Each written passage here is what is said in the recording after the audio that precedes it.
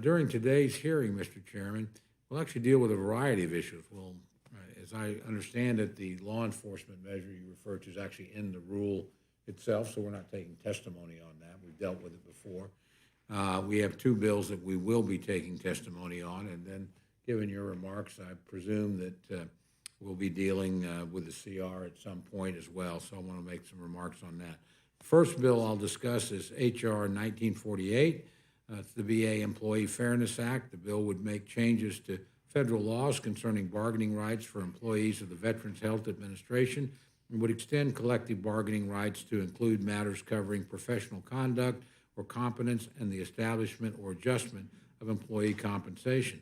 Republicans on the Veterans Affairs Committee have expressed concerns that the legislation could result in unintended consequences that could put veteran safety at risk, in particular shifting questions of professional conduct or competence to collective bargaining could result in third-party arbitrators reviewing such questions rather than medical professionals, which is not a common practice in the private sector and could compromise patient safety.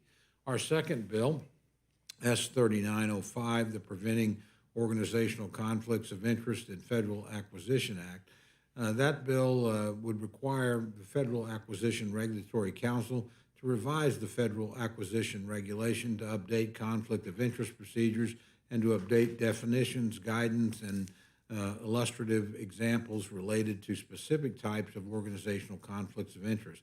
My Republican colleagues on the Committee on Oversight and Reform have expressed concerns that the bill is duplicative of existing law.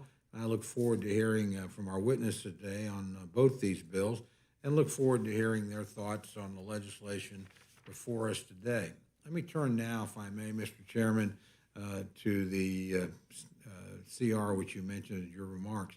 I just wanted to make a couple of comments about the addition of an emergency item, which is a continuing resolution funding the government through next Friday. It's deeply unfortunate that this is where we are. Once again, the House is leaving until the last minute, something which could and should have been considered earlier, preferably through regular order. I understand that negotiations are ongoing, but the problem is they are not going on with House Republicans. The Senate and presumably the House Democratic leadership are going their own way in an unknown direction. The longer this goes, the more likely we are to fall into a year-long continuing resolution, keeping current spending levels in place instead of adjusting them to reflect our nation's current needs and priorities. That would be a bad outcome for everyone, but most especially for the American people. The House Appropriations Committee, I must express with some pride, being a member of that committee, passed all 12 bills out of committee before the start of the summer and adhered to regular order in doing so. By contrast, the Senate Appropriations Committee has not passed a single bill out of committee for 2 years. And once again, we're faced with the possibility of an omnibus appropriations bill drafted largely behind closed doors to satisfy the needs of the Senate. This is hardly regular order. It's no wonder Republican members of the House are frustrated.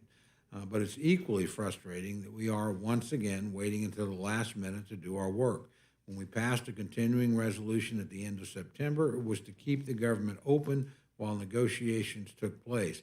Yet here we are up against the deadline once again, and again taking up a continuing resolution. We can do better than this and should do better than this, Mr. Chairman. And frankly, we must do better going forward. With that, I yield back. I appreciate the